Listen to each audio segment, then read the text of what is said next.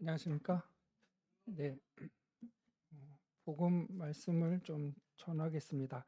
오늘 또 새로 오신 분들도 많이 계셔서 저도 이렇게 좀 굉장히 많이 또 떨립니다. 우리 수요일 날 형근 형제님도 굉장히 많이 떨린다고 했는데 저도 오늘은 물론 매일 떨리지만 오늘은 특별히 또 많이 떨리는 것 같습니다. 주님께서 지혜를 주셔서 복음 말씀이 어렵지 않고 좀 이렇게 쉽게 또 우리 들으실 수 있는 그런 말씀이 전파되어졌으면 좋겠습니다. 어쨌든 우리가 좀 정신을 집중해서 잘 들어보시면 뭐 어려울 수도 있지만 또 의외로 궁금했던 부분들 아니면 성경이 저런 내용이었었어라고 이렇게 또 쉽게 또 받아들여질 수 있는 부분도 있다고 생각합니다. 또 의문이 생기거나 하면 이렇게 끝나고 또 주변에 또 성경을 잘 아시는 우리 성도님들 계시니까 이렇게 물어보셔서 이렇게 궁금증도 풀리고 또 혹시 마음에 의심하는 바나 이런 부분이 있으면 또 이렇게 계속 교제 나누시면 좋겠어요. 그, 그 자녀들과 부모의 관계가 신뢰의 관계잖아요. 신뢰의 관계. 그러니까 자녀는 부모를 신뢰하고 부모도 여전히 자녀들을 신뢰하죠. 물론 이게 피부치이기 때문에 그렇기도 하지만 좀 더 다른 측면에서 왜 그런 신뢰관계가 생길까를 보면 매일 같이 붙어있기 때문이 아닐까 이런 생각이 들어요. 그러니까 계속 부모의 말씀을 듣고 또 자녀들의 행동을 보고 하다 보니까 그런 걸 통해서 신뢰가 쌓이는 것이 아닌가. 그래서 믿음도 그와 같아요. 성경에 보니까 믿음은 어디서 나온다고 말씀하세요? 들음에서 나온다. 그래서 이 성경 말씀을 듣는 것이 굉장히 중요합니다. 듣게 되면 믿음이 생기게 되는 거예요. 아, 그렇구나. 그래서 이런 말씀을 계속 지속적으로 불변하게 말씀하고 계신 거구나. 그러면서 차곡차곡 이 마음에 가랑비에 옷 젖듯이 이 말씀들이 깨달아지고 믿을 만한 마음이 생기는 것을 보게 됩니다. 근데 들으면서 생기는데 무엇을 들어야 돼요? 사단의 게임을 듣고 속는 게임에 빠지면 안 되잖아요. 하나님의 말씀을 계속 듣게 될 때 믿음이 생길 거라고 확신합니다. 그래서 이렇게 한번 나오셔서 내가 막 물론 그렇게 깨달아 알 수도 있겠지만 계속 나오셔서 들으시고 마음에 어떤 의심하는 바나 잘 깨달아지지 않는 부분이 있으면 이렇게 교제 나누시면 좋을 것 같아요. 근데 더 중요한 건 이 성경을 많이 쓴 바울이라는 사람이 이런 말씀도 하셨어요. 너희가 나는 하나님의 비밀인 그리스도를 깨달았다라고 이렇게 얘기하면서 바울이 이 서신서를 쓰면서 자기가 깨달은 하나님을 서신서를 통해서 이렇게 소개하고 있는 거잖아요. 그러면서 바울이 뭐라고 얘기를 했냐면 너희들이 이 글을 읽으면 내가 깨달은 것을 너희도 깨닫게 되리라 이렇게 말씀해 주고 계시거든요. 그래서 말씀을 들을 때에도 믿음이 생기지만 혹시라도 어렵거나 잘 깨달아지지 않거나 믿음이 안 생기면 읽어보시면 됩니다. 사도 바울 형제가 아니면 또 많은 제자들이 썼던 이 성경책들, 선지자들이 썼던 이 성경책을 가만히 펴셔서 읽어보시면 주님께서 깨닫게 하십니다. 왜냐하면 구하는 자에게 주신다라고 말씀하셨기 때문에 이 성경을 펴시고 내가 정말 내가 이 성경을 통해서 무엇을 깨달아야 됩니까? 무엇을 알아야 됩니까? 성경을 통해서 하나님이 무엇을 말씀하고 계십니까? 이렇게 간절한 마음으로 찾는 마음으로 성경을 여시면 주님이 반드시 저는 보여주시리라고 믿습니다. 또 먼저 믿고 깨달은 우리도 그렇게 해서 깨닫고 구원받은 것이거든요. 그래서 그런 길을 같이 가셨으면 좋겠습니다. 사람을 값을 매긴다면 사람의 가격이 얼마나 될까요? 사실 사람은 가격으로 매길 수 없잖아요. 그런데 이제 안타깝게 사람들이 이제 뭐 죽는 일들이 발생합니다. 뭐 비행기를 타다가 또 죽을 수 있고 또 사고가 나서 죽을 수도 있고 그러면 보험을 들었던 그 보험사에서 그 생명을 이렇게 매겨서 보상은 해 주잖아요. 뭐 몇 억도 주고 뭐 몇십억도 주고 뭐 하는 것 같습니다. 그러면 사람의 이 몸값이, 생명의 값이 몇십억입니까? 어, 고위직에 있는 사람은 몸값이 좀 비싸고 고위직이 없고 좀 가난한 사람들은 몸값이 좀 싼 것입니까? 아니면 우리는 동일하게 어, 그 가치를 가지고 동일한 가격을 가지고 있습니까? 이게 값을 매긴다는 거는 가치가 있다는 거잖아요. 가치가 있어야 값을 매길 수 있습니다. 그래서 뭐 당근 성도님들 많이 사용하시잖아요. 중고품도 팔고 해서 내가 적당한 가격을 매겨서 이렇게 올려놓습니다. 그죠? 그러면 이제 흥정해서 팔리게 되는데, 그럼 사람은 어떻게 되는가? 성경에 보니까 이런 말씀이 있어요. 우리 고린도전서를 잠깐 펴셔서 보시면 좋을 것 같은데, 고린도전서 6장입니다. 6장. 제가 계속 아까 말씀드렸던 것처럼 성경을 눈으로 보고 그 의미들을 아는 것이 되게 중요한 것 같아요. 왜냐하면 그렇게 됐을 때 성경에 눈이 띄어지고 하나님이 그래서 이런 말씀을 하신 거구나라는 사실들을 우리가 알 수 있기 때문이죠. 6장 20절을 보겠습니다. 20절. 제가 읽어보겠습니다. 앞에 부분만 읽어보겠습니다. 값으로 산 것이 되었으니라고 이렇게 말씀하세요. 뭐라고 말씀하시는 거예요? 주님이 우리를 어떻게 하셨다고 말씀하세요? 값으로 사셨다라고 말씀하세요. 이 사셨다라는 말이 뭐냐면 돈을 주고 샀다는 거예요. 이 값이라는 것은 돈을 줬다는 것이잖아요. 주님이 우리를 사셨다는 거예요. 그럼 얼마를 주셨나요? 이 값으로 얼마를 주고 주님이 우리를 사셨습니까? 우리 예수님이 그 가론 유다에 의해서 팔려갈 때 얼마에 팔려가셨습니까? 은 30냥. 예수님은 은 30냥에 팔려가셨어요. 그리고 십자가에 돌아가셨죠. 뭐 우리가 은 30냥이라는 말씀 드리는 건 아니에요. 어쨌든 이렇게 값이 매겨진다는 걸 말씀드리는 거예요. 성경도 우리에게 값을 매겼다고 말씀하세요. 그리고 그 값으로 우리를 어떻게 했다고 말씀하세요? 사셨다라고 말씀하세요. 이게 성경적인 표현이에요. 주님이 우리를 값을 매기셔서 값을 지불하시고 어떻게 하셨다고 말씀하세요? 사셨다라고 말씀하세요. 이 뜻을 가지고 있는 단어가 성경에 있습니다. 혹시 뭔지 아시죠? 뭘까요? 구속, 뭐 속죄, 이런 단어들이 이제 성경에 나와요. 그래서 그걸 좀 설명드리려고 하는 건데 어렵지 않았으면 좋겠습니다. 잘 들으셨으면 좋겠는데요. 구속이라는 단어가 성경에 나옵니다. 근데 구속이라는 거는 이렇게 법률 용어로 널 구속했어 이런 단어가 아니고, 그 구속은 사람 몸을 구속할 때, 못 움직이게 잡아놓을 때 쓰는 구속이고, 제가 드리는 이 구속은 한자가 다른 겁니다. 그죠? 그 구자는 구원할 구자예요. 속은 대신하다, 뭐 지불하다 이런 표현을 쓰고 있는 건데, 그래서 구속이라는 표현은 뭐냐 하면, 우리 이게 제가 헬라어로 좀 얘기하는 건 좀 그렇습니다만은, 우리 교회가 헬라어로 뭐죠? 에클레시아잖아요. 지난번에 말씀드렸듯이 이 에클레시아는 두 단어가 합쳐진 거라고 말씀드렸어요. 액이라는 단어와 클라시아 뭐 이런 표현이에요. 그 액이라는 뜻은 뭐냐면 밖으로라는 뜻이에요. 밖으로, 아웃, 밖으로 나가다. 그 다음에 클레시아는 부르다라는 거예요. 그래서 이 두 단어가 합쳐져서 그 교회라는 뜻은 어떤 의미가 있냐면 우리를 부르셨습니다. 어디로? 밖으로 부르신 거예요. 그래서 이 에클레시아, 교회라는 의미는 건물이라는 의미가 아니라 불려내어진 무리를 얘기하고 있는데 어디로 불려진 거예요? 안에서 밖으로. 그래서 이것은 장소의 이동을 얘기하고 있는 거고 신분의 변화를 얘기하고 있는 거예요. 제가 지금 무슨 단어를 설명드리려고 합니까? 구속이라는 단어를 말씀드리려고 해요. 이 구속이라는 단어도 이 교회라는 단어랑 비슷하게 두 단어가 합쳐진 거예요. 이것도 액, 뭐 그라지오인가? 뭐 요 단어가 두 개가 합쳐졌대요. 근데 액이 뜻이 뭐라고요? 밖으로. 그럼 그 뒤에 있는 이 아고라조라는 이 뜻은 뭐냐 하면 사다라는 뜻이에요. 사다. 아까 여기 뭐라 그랬어요? 값으로 산 것이 되었다라고 되어 있잖아요. 구속이라는 거는 값으로 돈을 지불하고 사다라는 뜻을 가지고 있어요.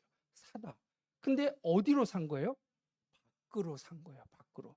그래서 이 특별히 이 구속이라는 단어는 제가 들어보니까 로마 시대에 종들에게 쓰여졌던 표현이라고 해요. 특별히 이 단어가 어디서 많이 쓰여졌냐면 종들에게. 그래서 종들을 어떻게 할 때? 돈을 주고 사서 해방시킬 때 쓰는 표현이 이 구속이라는 단어입니다. 그래서 아까 두 단어가 합쳐졌다고 말씀드렸습니다. 바깥으로 돈을 주고 바깥으로 옮겨졌다라는 거예요. 그래서 종들한테 썼다는 것이죠. 바꾸기라면 뭡니까? 돈을 주고 사서 종으로부터 밖으로 나와서 어떻게 됐다는 거예요? 해방되었다. 자유인이 되었다라는 이 표현을 쓸 때 뭐를 쓰는 거예요? 구속이라는 단어를 쓰고 있는 겁니다. 그래서 이 구속이라는 단어는 특별히 종에게 쓰여졌기 때문에 또 어떤 의미를 담고 있는 거겠어요? 신분의 변화. 그래서 종으로부터 자유인이 되는 이 신분의 변화를 나타낼 때, 그런데 이것이 내가 한 게 아니라 누군가가 어떻게 했다고요? 돈을 지불해서 정당한 값을 내고 그 사람을 사와서 해방시키는 것. 요 일련의 가정의 뜻을 담고 있는 게 뭐라고요? 구속이라는 단어예요. 구속이라는 단어. 그래서 지금 보면 값으로 산 것이 되었다라고 이 표현의 말씀을 보면 우리가 어떻게 되었다라는 걸 알 수가 있는 거예요. 누군가가 아니죠. 주님이 말씀하셨으니까 주님이 값을 지불하고 우리를 바깥으로 불러내셔서 우리를 사셨구나라고 이렇게 표현하고 있습니다.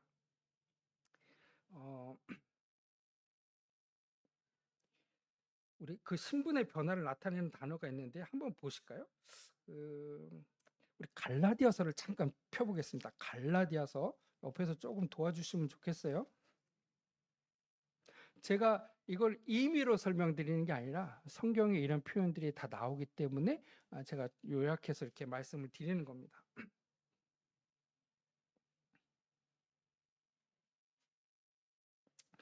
그 속량 혹은 구속, 이게 정말 그런 단어를 담고 있는 거야? 성경에서 정말 그런 표현들을 쓰고 있어? 예, 정말 쓰고 있습니다. 우리 갈라디아서를 보면 4장을 한번 보겠습니다. 갈라디아서 4장 5절부터 제가 한번 읽어보겠습니다. 율법 아래 있는 자들을 속량하시고, 이 속량이 구속입니다. 구속. 예, 단어가 같은 단어예요. 어디에 있는 자들을? 율법 아래 있는 자들을. 자, 이게 율법이라는 게 어려울 수 있습니다. 그런데 그냥 그 뜻만 이해하시면 어디 안에 있다는 거예요, 지금? 율법 아래 있다라는 거예요. 우리 그 로마서 7장에 보면 이런 말씀이 있어요. 너희들이 어디에 팔렸다라고 말씀하시냐면 죄 아래 팔렸도다라고 말씀하세요. 우리가 지금 어디로 팔려 나갔냐면 죄로 팔려 나갔다는 거예요. 죄로. 이 죄 때문에 우리가 팔려 나갔다는 겁니다. 어디로? 율법 아래로. 이 율법 요 3장을 잠깐 앞으로 와서 보시면 그럼 율법이 뭐지 도대체? 율법 아래 있다는 게 뭐야? 보니까 3장 10절에 보면 이렇게 말씀하세요. 율법 행위에 속한 자들은 어디 아래 있답니까? 저주 아래 있다. 저주 아래. 그래? 또 뭐지? 13절 중간부터 보면 율법의 저주에서라고 이렇게 되어 있어요. 그래서 다시 4장으로 넘어오시면 율법 아래 있는 자들이라는 것은 바꿔 얘기를 하면 지금 어디 아래 있다는 거예요? 율법의 저주 아래 있다라고 우리를 말씀하시는 거예요. 그럼 율법이 왜 저주지? 그리고 율법은 뭐지? 이걸 어떻게 설명해야 되나 고민이 좀 많이 됐습니다. 근데 이런 얘기하면 좀 뭐합니다만은 챗GPT한테 물어봤습니다. 율법을 어떻게 하면 좀 쉽게 설명할 수 있지? 이제 이렇게 하면 좀 물어봤거든요. 제가 그 절대적인 기준이 아닙니다. 그냥 성도님들, 우리 구독자분들도 좀 공감하실 수 있도록 현 세태가 이렇게 있다라는 걸 좀 인용하면서 말씀드리려고 하는 거예요. 그 챗GPT에다가 율법을 어떻게 하면 쉽게 설명할 수 있지? 그랬더니 한 3가지가 나와요. 하나님의 말씀을 모르는 사람 대상입니까? 하나님의 말씀을 아는 사람 대상입니까? 좀 더 심도 있게 신학적으로 접근하고 싶습니까? 별걸 다 물어보더라고요. 그래서 첫 번째 거 좀 쉽게 얘기해 줘 이렇게 했는데 예를 하나 들더라고요. 뭐냐면 사람들은 선하게 살고 싶어 해. 그리고 사람들은 죄를 짓고 싶어 하지 않아. 왜냐하면 혹시라도 있을 하나님, 혹시라도 있을 이 지옥을 피하고 싶은 마음은 누군가에 다 있는 거야. 그래서 악한 사람도 물론 있지만 사람들은 그래도 선하게 살려고 해. 그런데 이 율법이라는 게 뭐냐면 마치 점수를 받는 것과 같아서 우리가 100점을 받지 않으면 우리는 이 율법에 온전한 사람이 될 수 없어. 하나라도 못하거나 두 개라도 못해서 99점, 혹시 99.9가 되어도 우리는 100점에 이를 수 없다면 율법 아래에서 우리는 저주받은 사람이야. 왜? 율법을 이룰 수가 없기 때문에. 뭐 이렇게 표현하더라고요. 근데 성경에도 비슷한 표현이 있어요. 3장 아까 잠깐 펴셨는데 3장 다시 한번 보면 3장 10절에 보니까 아까 읽었던 말씀인데요. 계속 읽어보면 이렇게 말씀하세요. 율법은 무엇을 동반하는 거예요? 행위를 동반하는 거예요. 예, 예. 선하게 살고 싶어, 착하게 살고 싶어? 그러니까 뭘 해야 되는 거예요? 뭘 해내야 되는 거예요. 행위가 필요해요. 그래서 우리 뭐 한 매년 언제죠? 한 3, 4월인가? 뭐 이렇게 되면 라마단 뭐 이런 거에서 이슬람 사람들은 고행을 하잖아요. 그래서 왜 그런 고행을 하겠어요?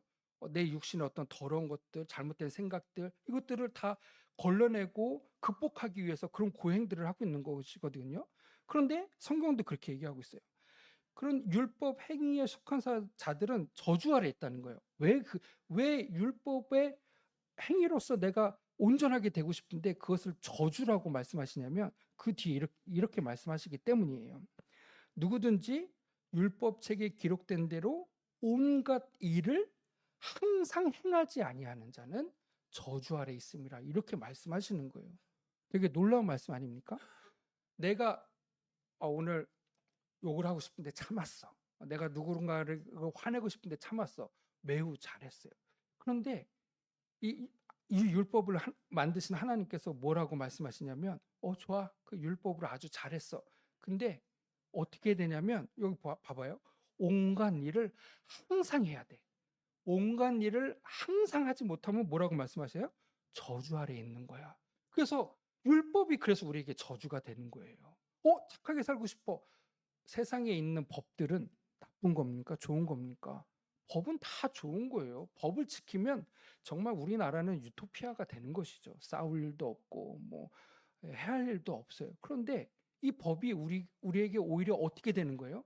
올무가 되는 거예요. 오히려 저주가 돼야 되는 거예요. 왜? 항상 해야 되니까. 그 온갖 일을 우리나라에 법이 몇백 개가 있는지 모르겠습니다. 제가 청년 강의를 좀 다니고 있는데요. 거기와 관련된 법만 300개예요.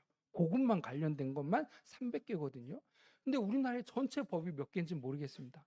그걸 항상 해야 되는 거예요. 그러면 내가 선하게 살고 착하게 살고자 하고 싶은 이 내 마음이 내 안에 이게 저주가 되겠습니까? 저주가 안 되겠습니까? 당연히 저주가 되는 것이죠. 그래서 4장에 넘어가니까 이런 말씀을 하시는 거예요. 그래서 4장 5절입니다. 그래서 율법 아래 있는 자들을 바꿔 얘기를 하면 뭐라고요? 우리가 율법 아래 죄로 팔려버렸어요. 내가 선하게 살고 싶은데 선하게 살지 못해. 나는 그냥 죄인이구나. 그냥 죄로 그냥 팔려버린 거예요. 그래서 이 율법의 저주 아래 있는 자들을 어떻게 하신 거예요? 속량하셨다. 아까 이 속량, 구속하셨다라는 뜻이 뭐라고 말씀드렸습니까? 값을 지불하고. 왜요? 우리가 팔려갔잖아요. 사단도 우리를 뭐예요? 돈을 지불하고 우리를 가져간 거야, 사단도. 그러니까 그걸 다시 찾아오려면 어떻게 되는 거예요? 지불을 해야 되는 거예요. 그런데 우리 몸값을 잘 모르겠어요. 얼마를 도대체 지불해야 되는 것인가? 아무튼 얼마인가를 지불하시고 우리를 어떻게 하셨습니까? 속량하셨어요. 자, 아까 이 속량, 구속이란 뜻이 뭡니까? 신분의 변화라고 말씀드렸잖아요. 율법 아래 있었던 사람들, 율법의 저주 아래 있던 사람들을 구원하셨으면 우리는 율법 아래 있게 되는 것입니까? 아닙니까? 아니죠. 아까 이 속량은 장소의 이동이라고 말씀드렸어요. 성경도 그렇게 얘기하고 있습니다. 계속 읽어볼까요? 속량하셨더니 우리에게 나타난 결과가 있습니다. 우리로 무엇을 얻게 하셨어요? 아들의 명분을 얻게 하셨다라는 겁니다. 놀랍지 않습니까? 그전에는 우리는 무슨 예수님이 이 세상을 보시고 뭐라고 말씀하셨습니까? 사단의 자식들아 이렇게 말씀하셨어요. 사단의 자식들아. 우리는 사단에 팔려간 사람들이에요. 뭐 때문에? 죄 때문에. 예. 그래서 우리는 사단의 자식이에요. 그런데 주님의 값으로 사셨대요. 구속하셨대요. 그래서 나타난 결과가 뭡니까? 다시 읽어보면 우리로 아들의 명분을 얻게 하셨다. 이제는 더 이상 종이 아니고 사단의 자녀가 아니고 무엇이 되었다라고 말씀하세요? 하나님의 아들이 되었다라고 말씀하세요. 계속 읽어볼까요? 7절. 그래서 그러므로 내가 이후로는 뭐가 아닙니까? 종이 아니요 아들이니 라고 말씀하세요. 그리고 아들이면 하나님으로 말미암아 유업을 이을 자니라. 이 구속이라는 효과가 굉장히 놀라운 거예요. 아까 값으로 우리를 사셨어요. 이게 구속이라고 말씀드렸고 이 구속의 결과로 말미암아 율법의 저주에서 우리를 구원하셨고 구원하셨을 뿐만 아니라 그 결과로 우리가 하나님의 아들이 되었고 하나님의 아들이 되었음으로 말미암아 이제는 더 이상 종이 아니라는 거예요. 죄의 종이 아니다. 로마 시대 이 단어를 누구한테 썼다고요? 종들한테. 그래서 이 글을 읽으면 쉽게 이해가 되는 거죠. 아, 주님 나를 구속하셨어. 내가 죄의 종이었었는데 이제 나를 하나님의 아들로 삼으셨구나. 그리고 나를 하늘나라를 기업을 이을 자녀로 나를 우리 삼아주셨네.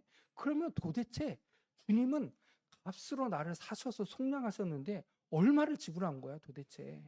궁금하잖아요. 한번 찾아보기를 원합니다. 얼마를 지불하셨을까요? 우리의 몸값은 얼마입니까? 우리의 몸값을 지불하기 위해서 내 몸값이 얼마인지를 봐야 되잖아요. 그런데 이 내 몸값은 어떻게 매겨지냐면 뭘로 매겨집니까? 내가 배운 것, 가지고 있는 재산, 지위로 우리의 몸값이 매겨지는 게 아니라 우리의 죄값으로 우리의 몸값이 매겨지더라고요. 그래서 로마서 6장에도 이렇게 말씀하시잖아요. 죄의 싹슨, 죄의 값은 사망이라는 거예요. 죄의 값은 사망이다. 그러니까 우리가 율법 아래 있다는 것은 무슨 얘기냐면 우리가 죄의 저주 아래 있는 거예요. 그래서 이 죄의 저주 아래 있는 우리를 주님이 속량하시려면 이 죄의 값을 치르셔야 우리를 속량하실 수 있는 거더라고요. 죄값을 치르셨기 때문에. 근데 죄값을 치르려면 이게 뭐예요? 사망이라는 거예요. 사망. 네.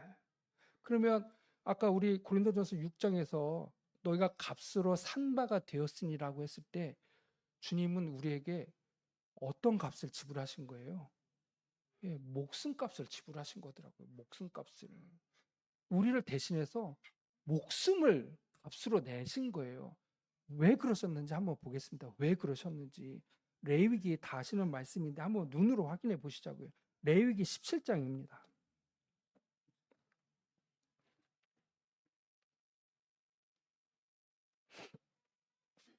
레위기 17장 10절 말씀인데 제가 이 말씀을 오늘 아침에 다시 일어나서 묵상하는데 11절 말씀이 읽으면 읽을수록 안 보였던 게 보이더라고요. 너무 신기하지 않습니까? 같은 말씀인데도 오늘 아침 읽었을 때 눈에 들어온 단어가 또 있더라고요. 그 전에 보이지 않았던 17장 11절 옆에서 좀 찾아주시면 좋겠습니다. 도대체 이 죄의 값이 얼마야? 죄의 값이 얼마야? 주님이 지불하셨던 이 목숨값이 왜 이 목숨값을 지불하신 거야? 그리고 왜 목숨값을 지불해야만 우리를 살 수 있는 거지? 그 단어가 그 설명이 여기에 정확하게 나와 있습니다.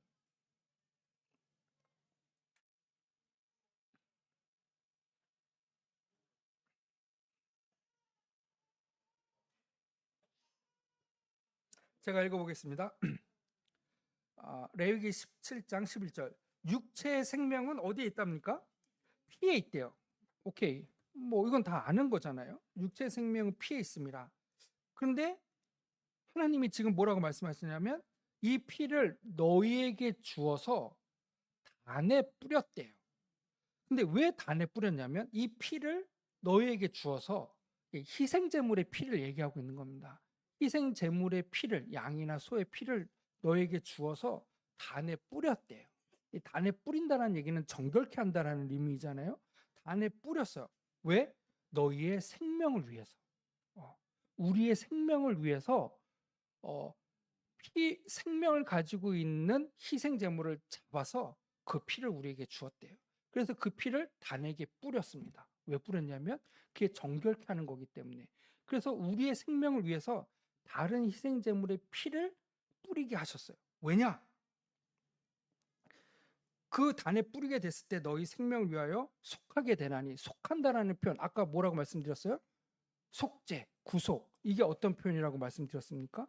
피값을 지불하고 우리를 율법의 저주에서 하나님의 아들로 신분의 변화를 일으킨다고 말씀드렸잖아요. 그 속하게 하기 위해서 한 거예요. 그 뒤에 읽어보니까 생명이 피에 있으므로 피가 죄를 속하느니라. 속한다라는 표현은 뭡니까? 아까 계속 말씀드리자면 값을 지불하고 우리를 사오시는 거. 그 행위를 말씀하고 계시는 거예요. 그런데 우리를 속하게 하는, 우리를 저주로부터 하나님의 나라로 옮길 수 있는, 우리를 이 구속하게 하는 것이 뭐에 있다고 말씀하세요? 피에 있다는 거예요. 피에. 예. 우리 히브리서 말씀 다 잘 아시잖아요. 9장인가요? 10장인가요? 피 흘림이 없은즉 삶이 없고, 그래서 피가 모든 것을 다 정결케 한다라고 이렇게 말씀하고 계시잖아요. 그래서 아까도 우리 지금 갈라디아서 3장 4장 읽으면서 이런 말씀 드렸어요. 우리가 율법 아래 저주 아래 있다라고 말씀하셨고, 이 율법의 행위 가운데 무언가 의롭게 되려고 하는 자들은 저주 아래 있는 것이다. 왜? 항상 그 일을 해야 되니까. 그래서 율법이 우리에게는 기쁨의 소식이 되어야 되는데 오히려 우리를 죄 아래 팔려버리는, 내가 죄만 깨닫게 되는, 주님 나는 죄인입니다. 내 안에 선한 것이 없습니다. 내가 내 힘으로 무언가를 할 수 없습니다라는 것만 깨닫게 해주니까 저주 아래 있는 거예요. 그래서 이 대속이라는, 이 구속이라는 이 일을 하나님이 하신 거죠. 어떻게 해요? 희생 제물을 통해서 우리의 몸값을 대신 치러주게 하신 거예요. 대신 치러주게. 11절 말씀 다시 읽어보겠습니다. 육체의 생명은 피에 있다. 피에 있다. 그런데 이 피가 우리의 죄를 사해 주신다라고 말씀하세요. 바꿔 얘기를 하면 우리 죄값은 누군가가 피를 흘려서 그 생명을 놓아야만 우리가 그 피로 속죄함을 받을 수 있다라고 말씀하신 것이죠. 그런데 여기에 또 어떤 힌트가 있냐면 너희의 피를 요구하신 게 아니에요. 우리의 피를 요구하신 게 아니라 중간문에 볼까요? 너희의 생명을 위해서 희생 제물의 피를 우리에게 주셨다라고 말씀하셨어요. 레위기 17장에 그렇게 말씀하시고 우리 레위기 4장을 잠깐 가볼까요? 레위기 4장입니다. 앞으로 잠깐 가보시면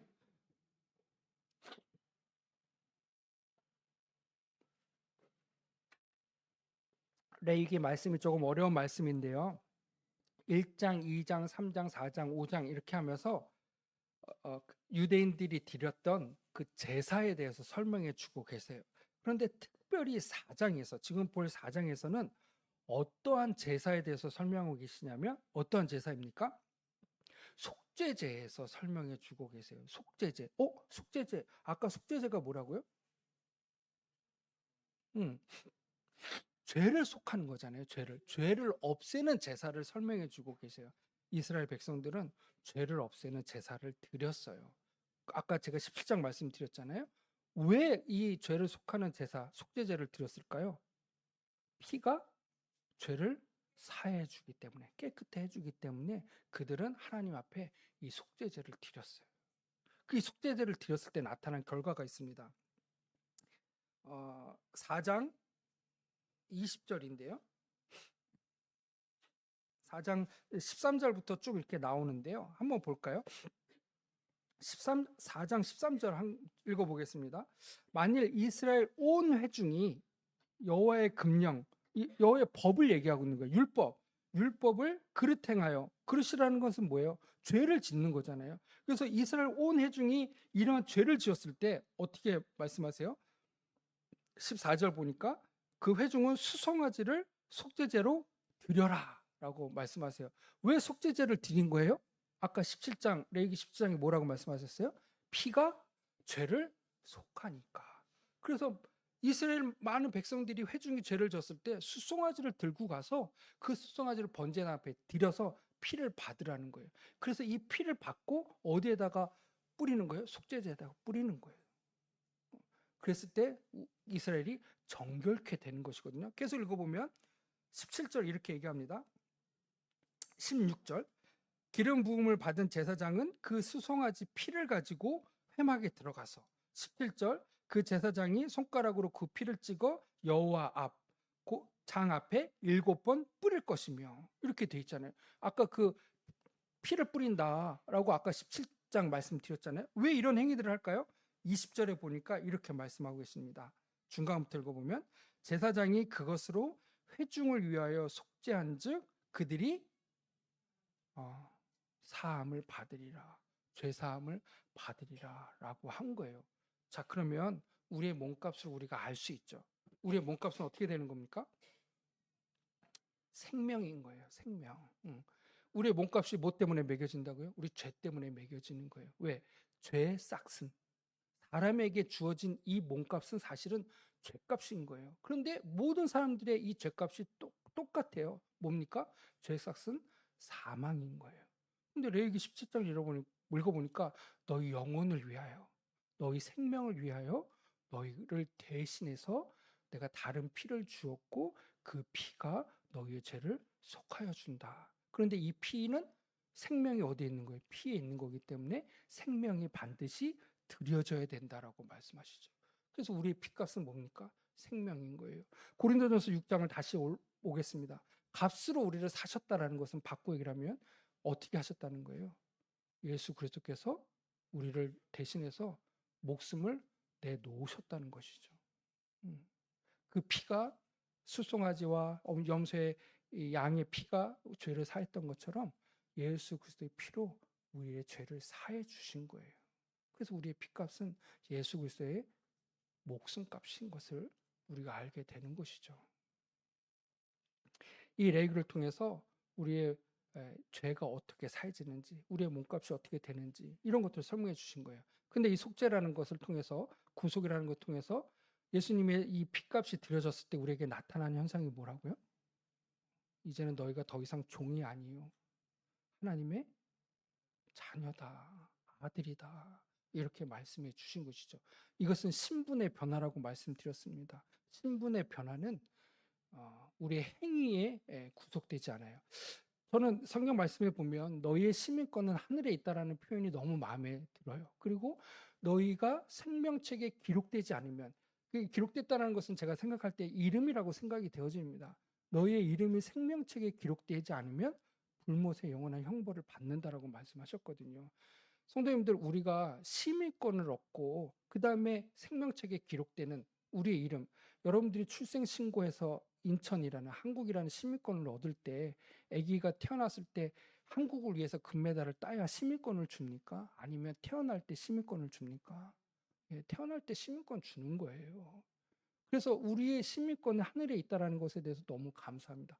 이 말씀은 내가 율법의 저주에 있지 않구나. 내가 율법의 행위 가운데 시민권을 얻는 게 아니라 내가 종의 신분에서 구속받아서 자유인이 되면 시민권을 얻는 것이구나. 자유인이 될 때 시민권을 얻는 거잖아요. 그래서 내가 무엇을 통한 시민권이 아니라 누군가의 구속을 통해서 내가 율법의 저주에서 해방되면 하나님의 시민권을 얻을 수 있는 것이구나. 그것이 믿음으로 되는 것이구나라는 것을 성경은 우리에게 설명해 주고 있습니다. 우리 디도서 말씀 몇 구절 읽고 좀 정리하겠습니다. 사실 한 시간에 모든 복음을 어떻게 다 풀어낼 수 있겠습니까? 근데 오늘 드리고 싶었던 말씀은 이 구속의 의미가 뭔가, 우리의 몸값이 무엇인가, 예수 그리스도께서 왜 십자가에서 죽으셔야만 했는가, 왜 피를 흘리셔야만 했는가라는 의미를 되새기고 싶었던 거예요. 왜? 우리의 몸값이 목숨이기 때문에 주님이 대신 그 목숨을 주신 거예요. 그리고 그 목숨은 어디에 생명이 있다고요? 피에 생명이 있는 거예요. 그래서 예수 그리스도께서 피를 흘리신 것이죠. 왜? 그 피가 우리의 죄를 속하기 때문에. 그래서 예수님이 십자가에서 피를 흘려서 돌아가신 거예요. 뭐 때문에? 내 죄값을 치르시기 위해서, 내 목숨값을 대신 담당하기 위해서. 그래서 그것을 믿는 자들이 하나님의 구속을 얻게 되는 것이고, 내가 죄의 종의 신분으로부터 하나님의 아들로 신분이 바뀌게 되는 것이죠. 주님이 그 일을 하셨어요. 우리를 구원하시기 위해서. 그것이 구속인 것입니다. 디도서를 잠깐 펴보시겠습니다. 제 성경은 349페이지인데요. 디도서 2장 14절에 보니까 이렇게 말씀하세요. 그가 우리를 대신하여 자신을 주셨다. 이게 뭐라고요? 구속이잖아요. 구속. 대신하여. 마치 양들이 대신해서 그 피를 가지고 우리 죄를 속하셨던 것처럼 예수 그리스도께서도 동일하게 어린 양이 되셔서 우리를 대신하여라고 이렇게 표현하고 있습니다. 이 단어의 의미가 오늘 깨달아졌으면 좋겠습니다. 대신하여 자신을 주셨습니다.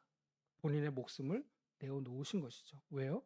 피 흘림이 없은즉 사함이 없기 때문에 그 목숨을 내어주신 것이죠. 그래서 어떻게 하셨습니까? 그 결과 모든 불법에서, 모든 율법의 저주로부터, 모든 율법 행위의 저주로부터 죄 아래 팔려있던 우리를 구속하셨습니다. 그리고 어떻게 하셨습니까? 끝에 보니까 하나님의 친 백성이 되게 하신 거예요. 이 구속의 의미가 놀라운 것입니다. 죄의 종으로부터 하나님의 친 백성이 되게 하신 것이죠. 그리고 오늘 그 예배 시간에 잠깐 읽었는데요. 그 뒤로 좀 더 넘어가 보시면 베드로전서에도 이런 말씀이 있습니다. 베드로전서 1장입니다. 베드로전서 1장 18절, 19절인데요.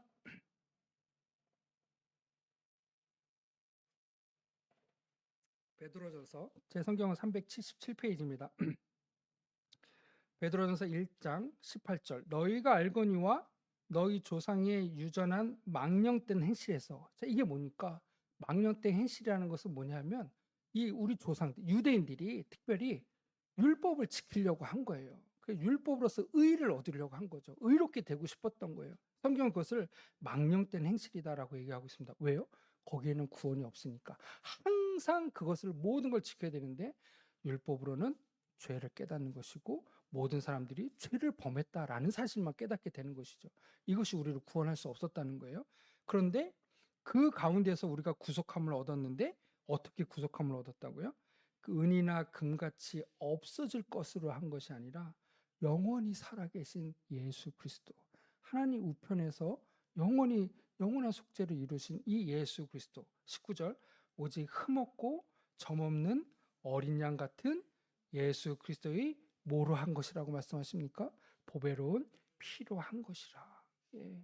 그래서 이 레위기 말씀과 베드로서 전서 말씀이 궤를 같이 하고 있잖아요. 어떻게 우리가 구속되었다고요?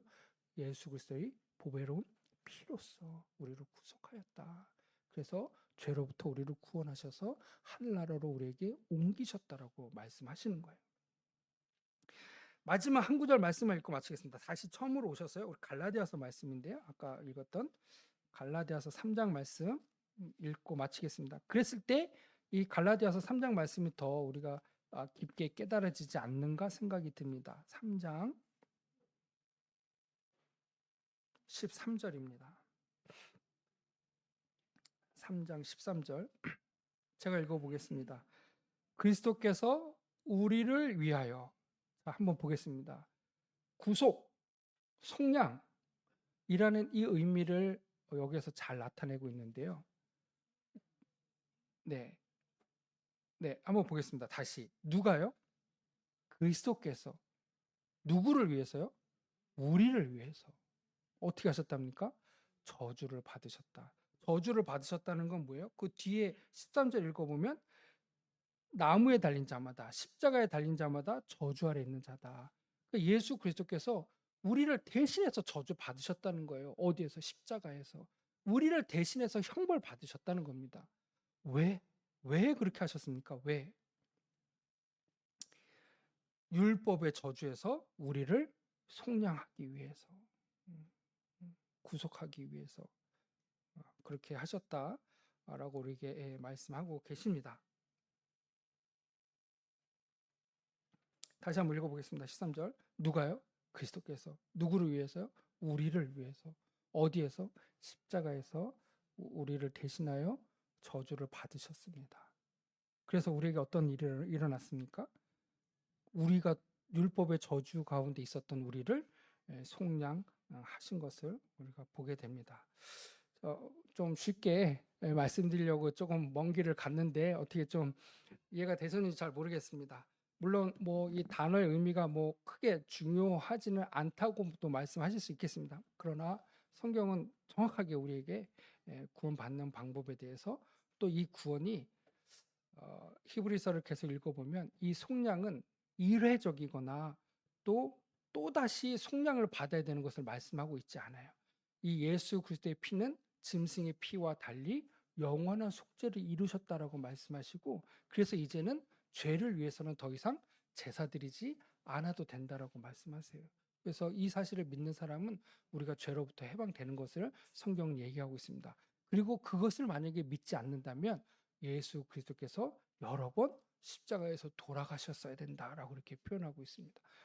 예수님은 한 번 십자가에서 우리 죄를 담당하시고 또 영원한 속죄를 이루시고 부활하셔서 우리로 하여금 그리스도의 옷을 입히셨기 때문에 이제는 더 이상 우리가 율법의 저주 가운데 어떤 죄로부터의 그 송사 가운데 휘말리지 않는 것을 보게 됩니다. 그러한 영원한 구원을 우리 오신 분들께서 이렇게 소유하고 믿으시는 그런 시간이 되셨으면 좋겠습니다. 궁금하시거나 또 잘 이해가 안 되는 부분이 있으면 옆에 또 성도님들께 여쭤보시고 그래서 좀 구원받는 그런 역사가 일어나셨으면 좋겠습니다. 감사합니다.